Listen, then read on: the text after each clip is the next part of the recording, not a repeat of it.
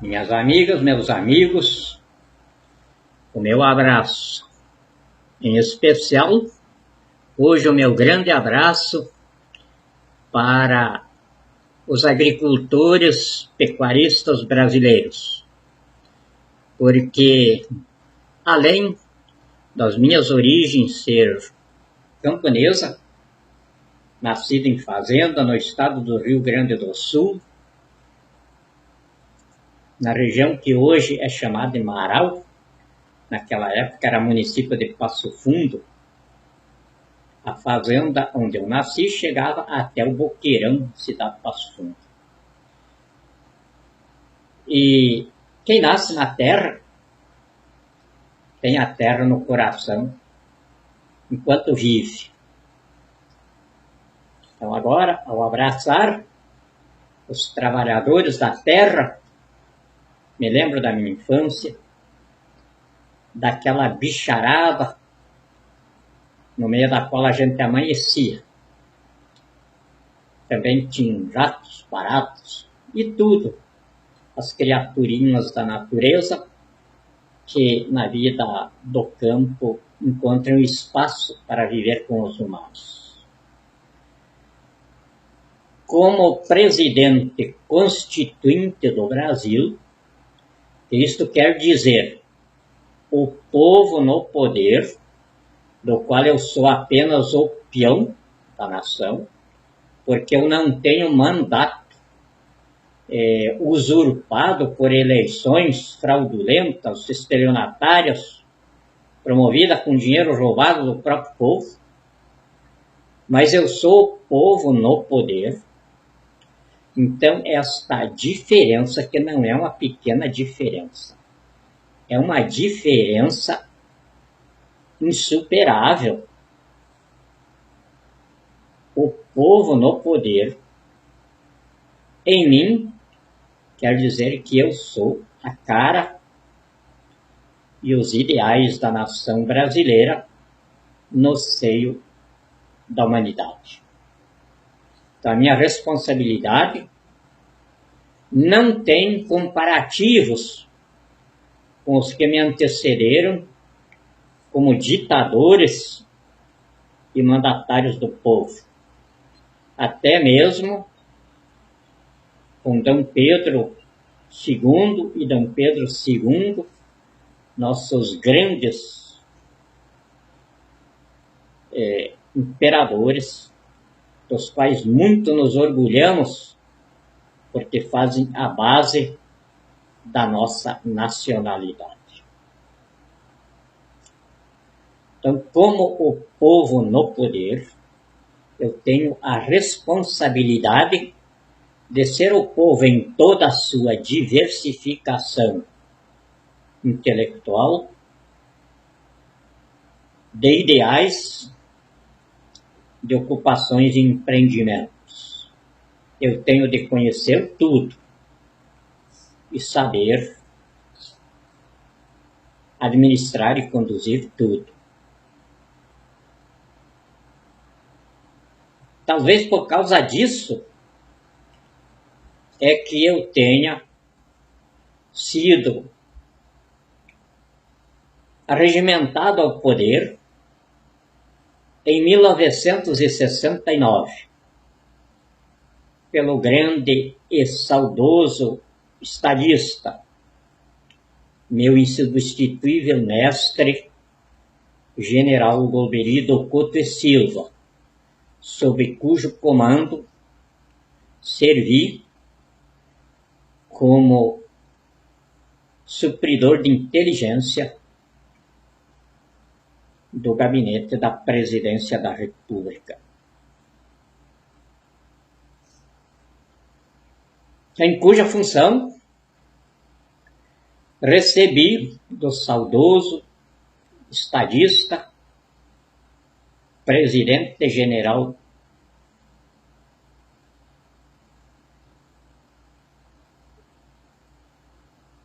Médici,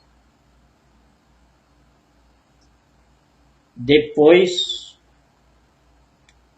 do grande general Geisel, Vocês devem notar que eu fico meio gaguejando.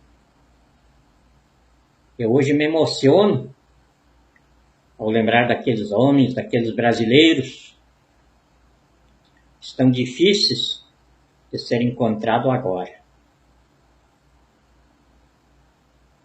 Do grande Geisel, recebi a missão de fazer a abertura da imprensa, que eu me surpreendi, e ele respondeu à minha surpresa dizendo: é por causa disso que convoquei você, porque não havia imprensa fechada para ser aberta. Eu sempre fui mal criado como sou, e nunca tive obstáculo para exercer a minha plenitude de consciência. Mas cumpri a missão. Depois recebi outra espinhosa missão do meu grande e inesquecível amigo estadista, também mestre, general, o presidente Figueiredo, para fazer a redemocratização do país. Também uma tarefa surpreendente para mim, porque não havia uma democracia mais bem organizada, mais bem fundada, de maior produção de desenvolvimento e progresso do que a democracia brasileira daqueles dias. Mas aí, com o meu querido e saudoso amigo Dante de Oliveira, conseguimos satisfazer a missão encarregada pelo grande João Figueiredo. Depois, cumprindo a missão militar, ajudei a escrever a Constituição da República. A Constituição da República que salvou o Brasil agora do comunismo terrorista de bandidos que submeteu o Brasil. Não fosse essa Constituição, que é obra dos militares, porque fui eu que cumpri a missão militar, e ela foi escrita por mim, Dr. Ulisses Guimarães, o professor Afonso Arinos, Severo Gomes, Teotônio Vilela. O resto foi o resto. Até Michel Temer fez presença ali. E agora, essa Constituição, com a instituição da reação de cidadania pela intervenção constituinte no processo histórico, salvou o Brasil, salvou a nação brasileira, salvou a vocação de liberdade do povo brasileiro e está instalando a nação na democracia que ela projeta. A democracia espiritualista, religiosa, que começa no seu preâmbulo e está bem exposta no artigo 119, no artigo 19, inciso 1º.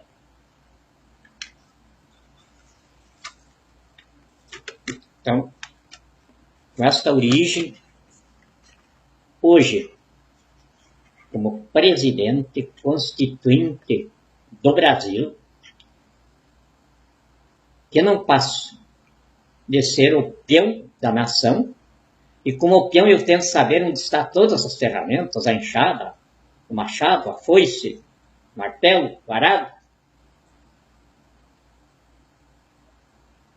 Me dirijo à força básica do edifício econômico do Brasil, que são os agricultores, e os pecuaristas.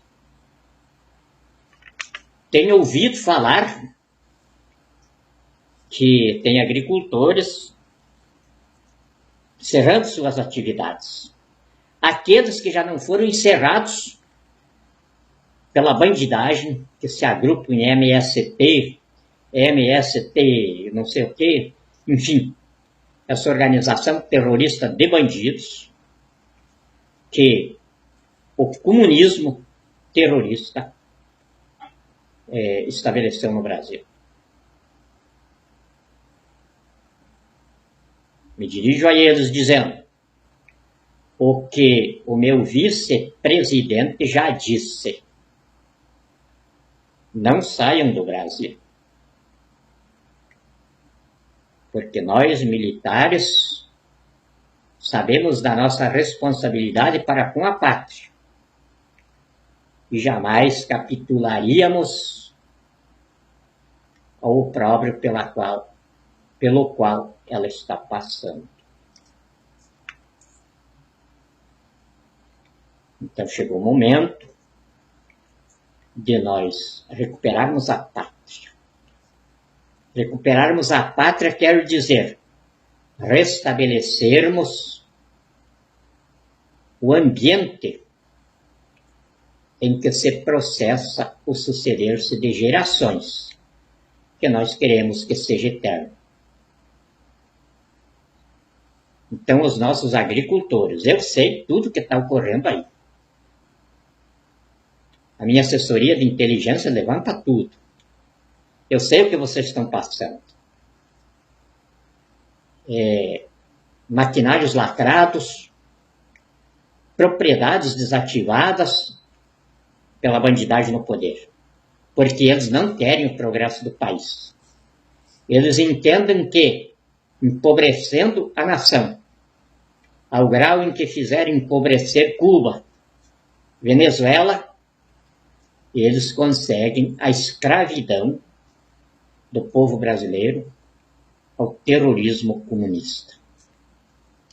Estão enganados, porque bandido é só astuto, não é inteligente. E a ciência diz que para ser comunista, a pessoa precisa ter deficiência psíquica congênita. Então sabemos que estamos lidando com bandidos que na realidade são demônios encarnados. E demônios encarnados a gente devolve ao inferno.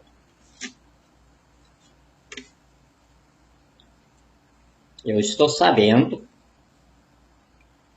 que o setor agrícola desativou só este ano 43 mil postos de trabalho. Isto significa 43 mil famílias sem amparo de sobrevivência.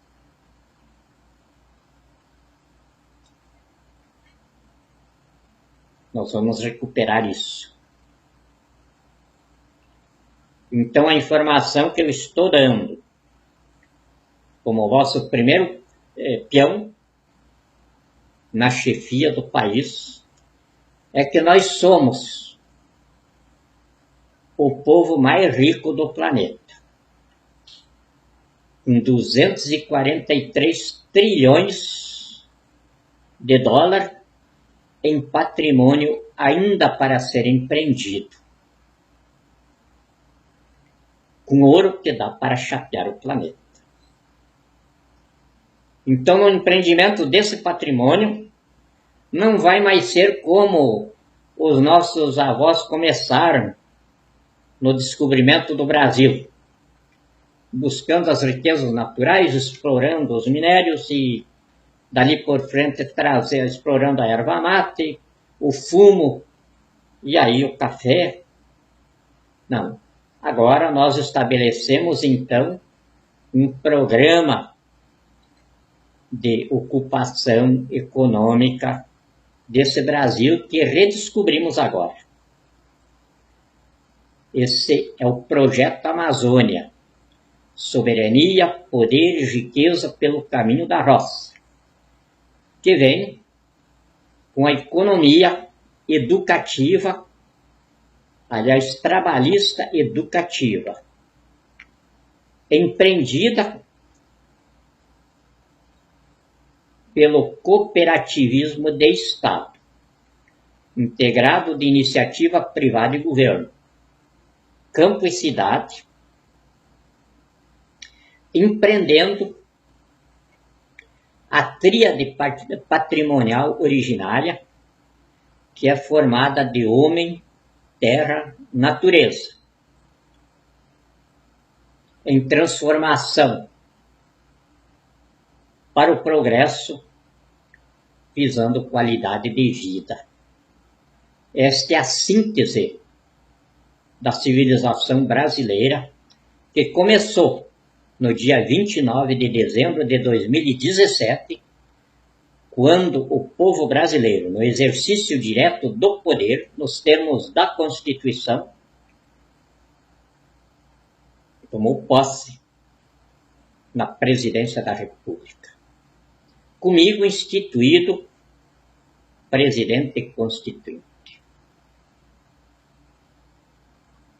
E para o empreendimento do Brasil por esse projeto, nós não temos nem mão de obra suficiente para todos os empreendimentos que temos aí.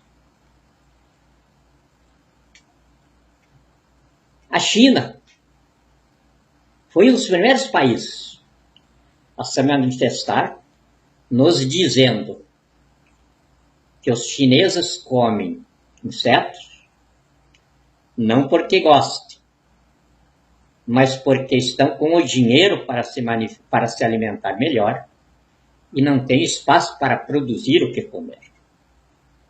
E então nos disseram que nós temos só lá 1.380 bilhões de boquinhas para alimentar, pelo menos uma vez por dia. E o alimento principal que eles querem, que nós produzimos, é o porco suíno do barro, a galinha caipira do barro, o mel lá da Amazônia, o leite da Amazônia, onde nós ainda temos uma natureza pura. E com esse tipo de agricultura, não precisamos desmatar nada, a não ser o local da casa. O resto tudo vai ser produzido do jeito que a natureza nos oferece a região. Porque o porco do barro, a galinha do barro, não precisa de desmatamento. Os chineses não querem saber de porco produzido pelas invenções de laboratório. Nem nós também não queremos mais.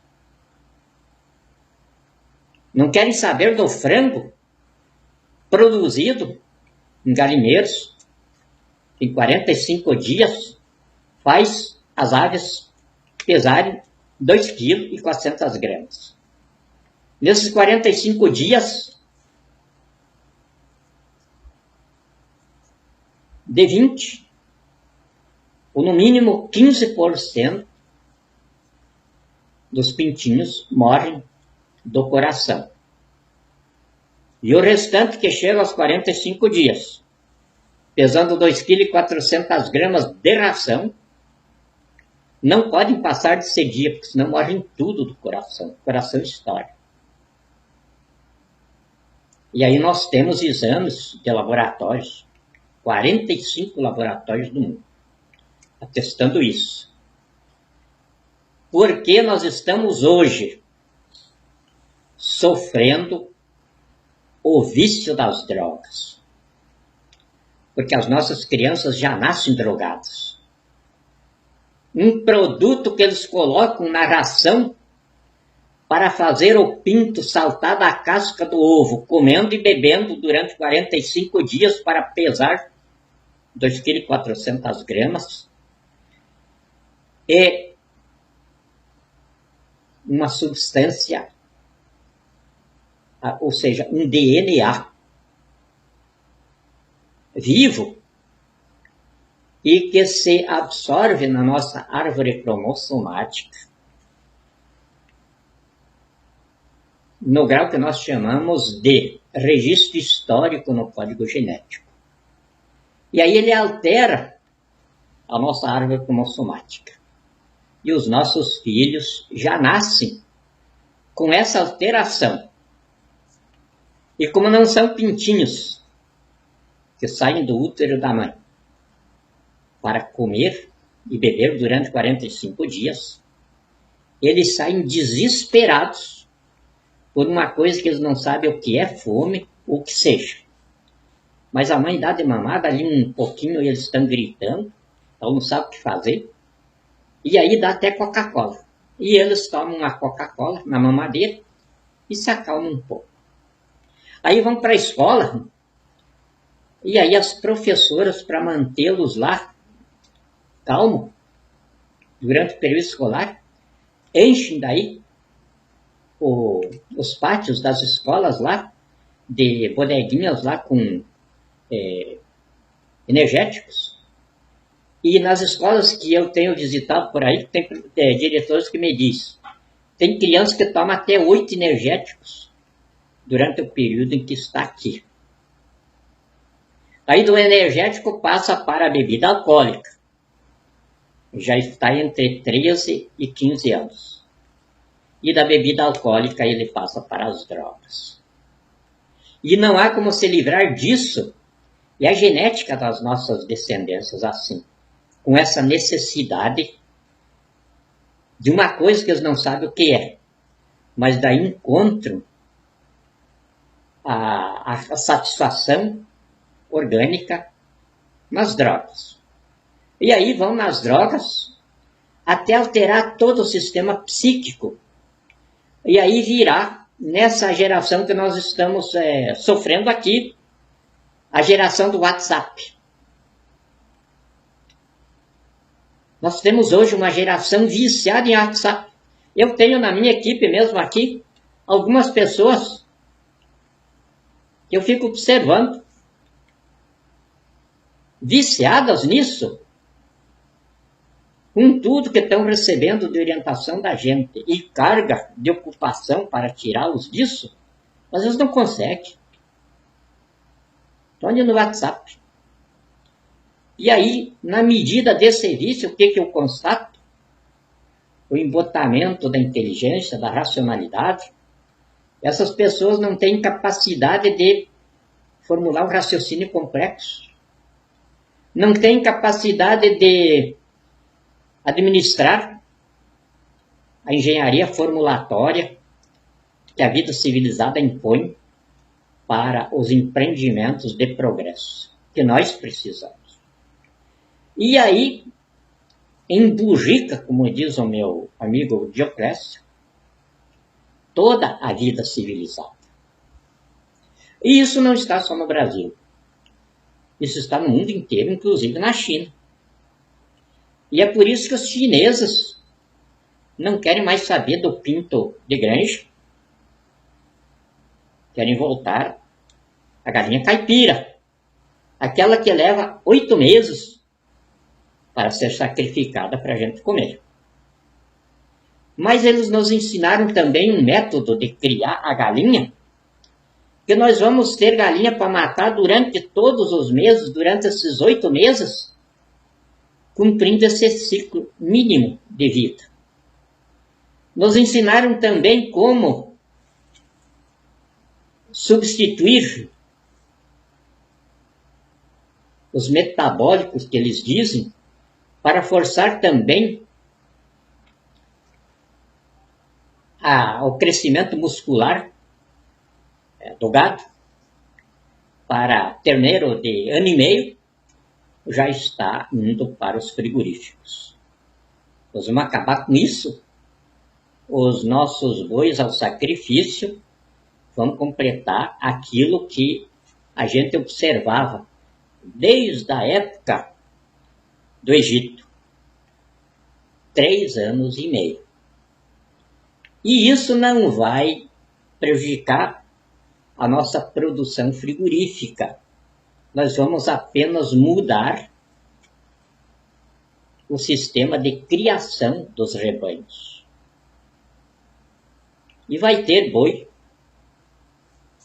para os frigoríficos nos mesmos ciclos que são abastecidos agora. O sistema de financiamento das lavouras também vai ser modificado, porque dentro de pouquinhos meses, ou talvez dentro de um ano no máximo, o Real Ouro brasileiro é que vai estar fazendo o lastro de conversão do sistema financeiro internacional. E isso quer dizer que nós não vamos ter falta de dinheiro. Nós vamos ser o dinheiro do mundo. E além disso, nós já temos na poupança externa 4 trilhões e 700 bilhões de dólares esperando resolvermos essa nossa situação de governo aqui para entrar para o país. E temos muito mais dinheiro ainda para isso. Então nós temos apenas de saber como é que nós vamos empregar bem a imensa riqueza que de repente, sem nós esperar, caiu nas nossas mãos. Como um amigo que eu tenho no Departamento de Estado nos Estados Unidos, me telefonou um dia dizendo: chegou o momento agora de nós gozarmos da cara de vocês brasileiros. Porque enquanto nós, americanos e europeus, nos desmanchávamos no trabalho para fazermos de nossos países as grandes potências econômicas a que chegamos, vocês pulavam carnaval, bebiam chopp, se divertiam, porque não precisavam se preocupar. A riqueza era demais em a natureza. Mas agora chegou o momento da vingança. A movimentação do mundo civilizado jogou vocês para a crista da humanidade. Hoje vocês são, sem esperar, a mega potência do mundo. E então a nossa vingança agora é vocês não poderem descer dessa posição. E aí vocês vão saber o que é o peso de uma liderança internacional. Peso que eu já estou sabendo o que é agora. Mas é um peso muito agradável. É o peso do rei em seu trono,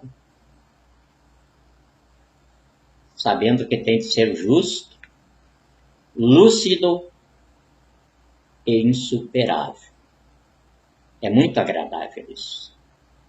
E aí, eu lembrei disso esses dias, umas senhoras aí aconselhando contra mim,